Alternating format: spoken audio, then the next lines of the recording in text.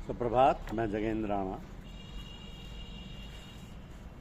मृत्यु उपरांत जीवन, इस आध्यात्मिक विषय पर आज चर्चा करेंगे। मृत्यु उपरांत जीवन। देखिए, ये पूछे जाने पर कि क्या आपको ईश्वर के दर्शन हुए हैं, बहुत साधक बहुधा नहीं समझ पाते कि तात्पर्य किस चीज से। जिनको ईश्वर प्राप्त हो भी जाता है वो भी भ्रम में रहते हैं। योगानंद जी ने अपने गुरु श्री युक्तेश्वर जी से पूछा कि उन्हें ईश्वर कब प्राप्त होगा। श्री युक्तेश्वर जी ने तुरंत उत्तर दिया कि वो तो प्राप्त हो चुका है। ये भ्रांति इसलिए भी रहती है कि हम ये नहीं जानते कि ईश्वर से क्या अभिप्राय है। अक्सर लोग ये सोचते हैं कि ईश्वर कोई व्यक्ति होगा जो सिंहासन पर बैठा अपना राज्य करता होगा। कुछ लोग ये समझते हैं कि जिस किसी के पास सिद्धियां अनगिनत हों उसे ईश्वर प्राप्त है। वास्तव में ईश्वर प्राप्ति का इन सब चीज़ों से कोई संबंध ही नहीं। चाहे किसी के पास समस्त ब्रह्मांड पर शासन करने की शक्ति हो, फिर वो ईश्वर से दूर हो सकता है। इन सिद्धियों तथा चमत्कारों में ईश्वर नहीं है। आध्यात्मिक उन्नति को चमत्कारों द्वारा नहीं बल्कि ध्यान की गहराई में आनंद से मापा जाता है। फिर से सुन लीजिए कि आध्यात्मिक उन्नति को चमत्कारों द्वारा नहीं बल्कि ध्यान की गहराई में आनंद से नापा जाता है। प्रत्येक नवीन आनंद जो साधना में प्राप्त होता है ईश्वर है। वो आनंद कभी समाप्त होने वाला नहीं है। यह सदा अधिक से अधिकतर की ओर बढ़ता है। जो साधक इसे प्राप्त कर लेते हैं वे इसके अलावा किसी अन्य पदार्थ की कामना नहीं करते। सांसारिक इच्छाएं हमें कितनी जल्दी थका देती हैं। इनसे परेशान होकर हम किसी और चीज की खोज करते हैं। यही कुछ और ईश्वर है। बाह्य चीजों की इच्छा हमारे अंतर के स्वर्ग से हमें निष्कासित कर देती है, किंतु दैवीय साधनों, ध्यान, धारणा और समाधि से स्वर्ग पुनः प्राप्त हो जाता है। ईश्वर सदा नवीन है। हम उससे कभी थक नहीं सकते। वो अगम्य होते हुए भी अति निकट और प्रिय है। एक बार मानसिक पवित्रता प्राप्त हो जाने पर, इच्छाओं से मुक्त हो जाने पर हमें ईश्वर का सबूत दो प्रकार से मिलता है। पहले तो यह सदा नवीन रहने वाला आनंद हमें अपने शरीर के सूक्ष्मतम अणु तक में उसकी मौजूदगी का आभास करा देता है। दूसरी बात यह है कि ध्यान में तुरंत मार्गदर्शन प्राप्त होता है तथा हर कठिनाई में उसका पूर्ण उत्तर मिलता है। अब यही उसका अति निकट होने का प्रमाण है। साधना का आनंद प्रतिदिन की दिनचर्या में महसूस होगा और वहां आपको सही मार्ग चुनने के लिए बाध्य करेगा। यदि हम दैवीय इच्छा से तालमेल बैठा लें तो ये अहम भरी बुद्धि हमें इतना परेशान ना करे। जिस पर ब्रह्मांड आधारित है वही ठीक सलाह दे सकता है। इसकी अभिव्यक्ति आनंद के माध्यम से होती है। कहना ना होगा कि अपने यहाँ पहले दिन ही इस आनंद का अनुभव कराकर साधना आरंभ कराई जाती है। कुछ माह पूर्व जेनेवा शहर में, जो हर प्रकार के सम्मेलनों, राजनीतिक, वैज्ञानिक, आर्थिक और सामाजिक आदि के लिए प्रसिद्ध है, एक अजीब तरह के सम्मेलन का भी केंद्र बन गया। सारे विश्व के वैज्ञानिक, जिनकी संख्या करीब 1000 थी, इस बात पर बहस करने तथा विचार करने को एकत्रित हुए कि मृत्यु के उपरांत भी जीवन है। स्वाभाविक है कि इस प्रकार के सम्मेलन में सभी धर्मों के आचार्य हों, और थे भी। उनके अतिरिक्त उसमें सभी वैज्ञानिक, इंजीनियर, दार्शनिक तथा इसी प्रकार के बुद्धिजीवी एकत्रित हुए, जिनका संबंध सदा ही कारण तथा परिणाम की खोज करना तथा उन्हें जोड़ना रहता है। कारण तथा परिणाम, कॉज एंड इफेक्ट।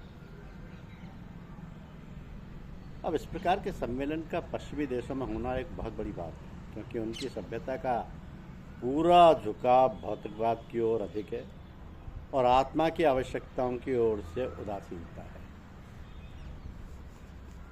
तो वैज्ञानिकों का तर्क संगत वैज्ञानिक दृष्टिकोण से खोज करने में रुचि लेना वास्तव में आध्यात्मिक जगत की उपलब्धि ही मानना चाहिए, क्योंकि जिस तथ्य की खोज में और जिस सत्य की खोज एक साधक अपने शरीर और आत्मा के माध्यम से करता है, तो उन्हीं को अपनी प्रयोगशाला बनाता है, उसे यदि वैज्ञानिक सत्य की भांति सिद्ध किया जा सके तो कहना ही क्या है।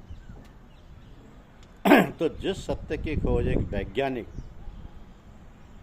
या एक साधु कर रहा है वो एक ही है, उसमें कोई अंतर नहीं, केवल मार्ग अलग अलग है।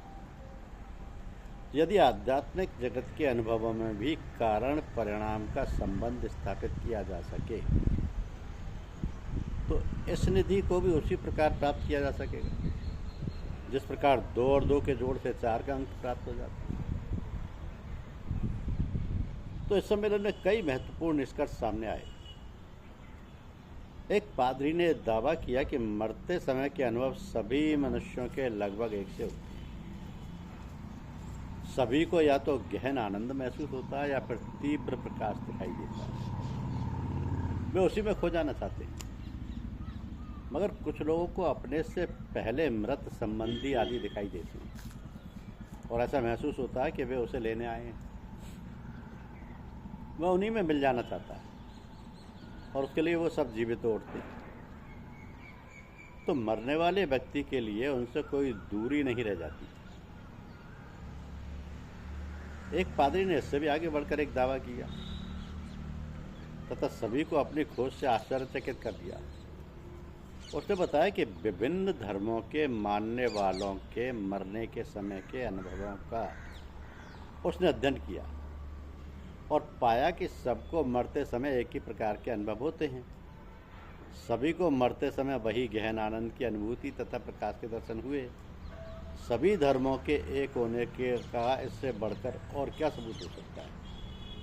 तो आदमी कितना एक है, सबकी महत्वपूर्ण मुकामों पर वह हर फिजूल की बात पर कितना बांटा गया है।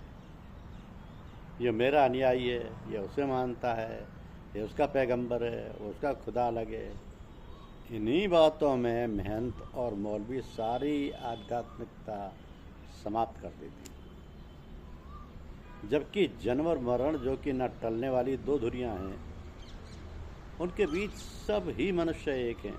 उन्हें बांटना मूर्खता और मानवता के विरुद्ध धोखा और अपराध है। तो इसी सम्मेलन में एक इंजीनियर ने अपना एक अनुभव बताया। उन्होंने कहा कि एक कार दुर्घटना में उनकी मृत्यु हो चुकी थी, किंतु डॉक्टर उन्हें जीवित करने में लगे हुए थे। उन्हें मरने के बाद अत्यंत आनंद का अनुभव हो रहा था, वे बड़े सुखी थे, किंतु डॉक्टरों ने उन्हें पुनः जीवित कर दिया और वो उसी समय गहन दुख के अनुभव के साथ जीवित हो गए। अब इस सत्य के प्रतिपादन ने सम्मेलन के सदस्यों को और भी आश्चर्यचकित कर दिया और एक नई दिशा में सोचने के लिए मजबूर कर दिया। तो सम्मेलन का समापन उसी प्रकार हुआ जैसा कि इस प्रकार की वैज्ञानिक गोष्ठियों का होता है। सम्मेलन ने निष्कर्ष निकाला कि मृत्यु के बाद जीवन है, इसका मानना अभी संभव नहीं, किंतु मृत्युपरांत जीवन के संकेत अवश्य मिलते हैं। उन्होंने जोर दिया कि अभी जो प्रमाण मिले वो अकाट्य नहीं है।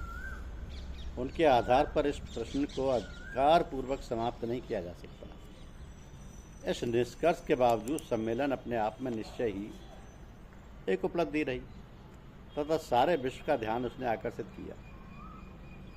अब वास्तविकता ये है कि जीवन पर्यंत जिस चीज़ का प्राबल्य रहा वही चीज़ मृत्यु के उपरांत भी अधिक शक्तिशाली रहेगी। जो व्यक्ति सारे जीवन ईश्वर की याद में रहा वो अंत समय भी उससे मिलने की उत्कंठा के लिए रहेगा और हंसी हंसी में उससे मिलने को आतुर रहेगा। बहुत अलग रहने के बाद वह अब और वियोग नहीं सहेगा, बस प्रियतम से मिलने के लिए तुरंत शरीर को त्याग देगा। इसी को खात्मा बिल खैर कहते हैं। खात्मा बिल खैर। दूसरी ओर माया में लिप्त व्यक्ति है, वो उसे कैसे छोड़ेगा? अंतिम समय भी उसी में लिपटा रहेगा। तो ऐसा व्यक्ति फिर इन्हीं का आनंद लेने फिर आएगा। तो हम जो भी कार्य करते हैं उसके लिए शक्ति की आवश्यकता होती है। कार्य चाहे सोचने का हो या करने का हो, शक्ति की आवश्यकता होती है। अपनी शक्ति को हम बहुत सारे संघर्षों, निरर्थक विचारों, भावनात्मक कार्यकलापों तथा अन्य बहुत सारी गतिविधियों में नष्ट करते रहते हैं। ये भी नहीं, हमारे विचार करने का ढंग भी बहुत ही त्रुटिपूर्ण है। जब भी हम किसी चीज़ को देखते हैं तुरंत उस पर निर्णय करना, आलोचना करना आरंभ कर देते हैं तथा अपनी शक्ति को नष्ट करते हैं। इससे आगे बढ़कर हम ही चीज़ को बांटते हैं, उसे पृथक पृथक करते हैं। इससे द्वैत का भाव बढ़ता, संघर्ष बढ़ता। तो ये सब कार्य करता कौन है? ये सब कार्य करने वाला हमारे अंदर में है। यही वो ताकत है जो कहती है मैं हूँ, वो है। यदि अपने आप को बनाए रखने के लिए या कहिए कायम रखने के लिए ये ताकत सदा विरोध करती रहती है, शासन करती है, बांटती है, विभाजित करती रहती है। यदि ये सब कार्य नहीं करें, ये नहीं करे तो उसे जीवित होने का भान ही नहीं होता। यही नहीं, विरोध करने से इसे बल मिलता है। संघर्ष ये करता है क्योंकि युद्ध करना इसका स्वभाव है, जीवित रहने का इसका ये ढंग है। यदि ये सब कार्य हमारा अहम या मैं नहीं करे तो समाप्त हो जाए, जीवित नहीं रहे। अब हमारा कार्य देखना है कि ये अहम या मैं पिघल जाए। एक इस प्रकार से देखना या दर्शन करने के ढंग में कि हम बिना पसंद नापसंद, बिना राय के, बिना निर्णय दिए इसे कार्यरत देख सकें। हम अपने आप को पूर्ण सत्यता और पूर्णता से देख सकें। यही अहम तथा मैं की समाप्ति है। तो अंतिम दर्जा इस बात की वार्ता का ये है कि जब हम खुद को इस प्रकार स्पष्टता देख सकेंगे और सब बाधाओं को जो कि मैं या अहम या ईगो उपस्थित करता है हटा देंगे, तो हमें प्रतीत होगा कि अब इसमें गति नहीं है। अपने आप को इस प्रकार देखने से हम अहम को गतिहीन कर देते हैं, इसे शांत कर देते हैं। दूसरे शब्दों में इसी को ध्यान कहते हैं। यही मेडिटेशन है। तो इस प्रकार का ध्यान या मेडिटेशन कोई भी प्राप्त कर सकता है। इसके लिए पहली और अंतिम आवश्यकता ज्ञान की है। यहाँ ज्ञान से अर्थ किसी सुनी सुनाई या पढ़ी हुई चीज़ों से नहीं है। इसमें दृष्टा के रूप में अहम की समाप्ति तो अंतर्निहित है ही। इस ज्ञान के उदय होने पर कार्यकलापों में मैं विघ्न उपस्थित नहीं करता। इस प्रकार के ज्ञानी के लिए मान, अपमान, हानि, लाभ, सफलता, विफलता, ऊंचा नीचा आदि के भेदभाव कोई अर्थ नहीं रखते। जब इन्हें महसूस करने वाले को ही समाप्त कर दिया तो फिर इनका अस्तित्व कहाँ? तो वास्तव में ज्ञान वो है जो हम ध्यान की उस अवस्था से प्राप्त करते हैं जिसमें अहम सम्मिलित नहीं। इस प्रकार ज्ञान जब हम प्राप्त करते हैं तो ये ध्यान तक ही सीमित नहीं है। यहाँ पर सीखने की पूर्ण स्वतंत्रता है। हम रहने, खाने, पीने, बात करने और अन्य किसी भी चीज़ के बारे में ज्ञानवान हो सकते हैं, मृत्यु के बारे में भी। तो वास्तविकता यह है कि जीवन पर्यंत जिस चीज़ का प्राबल्य रहा वही चीज़ मृत्यु के उपरांत भी अधिक शक्तिशाली रहेगी। जो व्यक्ति सारे जीवन ईश्वर की याद में रहा वो अंत समय भी उससे मिलने की उत्कंठा लिए रहेगा और हंसी हंसी में उससे मिलने को आतुर रहेगा। बहुत अलग रहने के बाद वह और वियोग नहीं सहेगा, बस प्रियतम से मिलने के लिए तुरंत इस शरीर को त्याग देगा। इसी को खात्मा बिल खैर कहते हैं। धन्यवाद।